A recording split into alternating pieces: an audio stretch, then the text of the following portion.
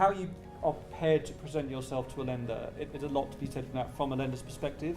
So I don't do the credit analysis, I'm not one of the underwriters, but obviously I work very closely with them. One of the biggest frustrations we have is that really, if an underwriter has a question they want an answer to, just do yourself a favour and kind of answer the question. You know, if you start pushing back and asking why do you want to see that bank account or whatever, you're just going to get their back up and you're going to spook them and they're going to think you're hiding something from them.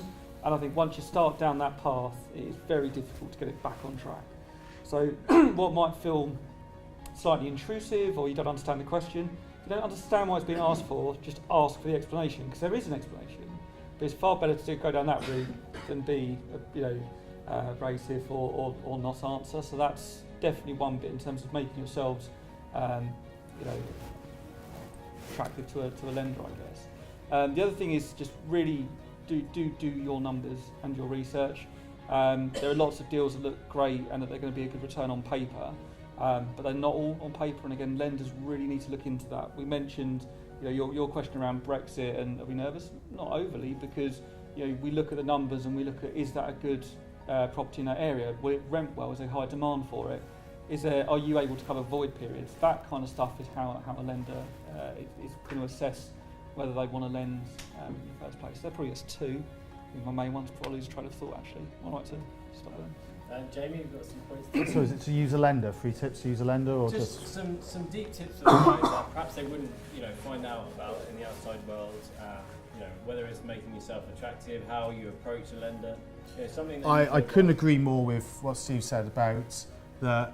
Just think of yourself when you're coming to a lender, they probably know a lot about you already, because you've probably done a credit search. Just think of you as having a greenhouse around you, they can see from every side. Just tell them everything, because you don't want to get to the 11th hour when it's just about to complete and then the solicitor gets pulled up then. That becomes a lot harder for you, doesn't it? Get the deal done right at the start. One of the bits, I'm going to go to different ones because we answered some questions earlier on this, didn't we? And I think if you're doing any of the refurb ones, make sure your schedule of works is really good. Make sure that if you're doing that type of thing, tell us exactly what you're going to be doing to it. It could make the difference between the value of really understanding the uplift in value that you're going to be doing to that property. And number 3, I suppose I have to keep on going back to, if you're inexperienced in this room, and I know there's experienced people as well, but try out a broker, try out 2 brokers, try out brokers who have got good websites who do come to events like this. Because I tell you what, there's a lot of brokers who don't. There's a lot of brokers who won't do that because they may have different deals that they can help you out with. Maybe it's not just one you use, maybe it's 2, 3 that can help you out in different ways. But brokers can open up avenues because remember, you can't come and use Precise Mortgages and other lenders like us directly, so you could be missing out on opportunities. The High Street Bank may be the best one to go to, but sometimes it's someone else that could be able to help you. Thanks very much. And Kam, got some points? 3 points. Okay, so first one would be is really to get into the deep information. So as we're getting today, get into the mind of an active investor, find out what they're doing, get the detail within the detail, stuff that you're not going to find on Google or in books really, the deep stuff.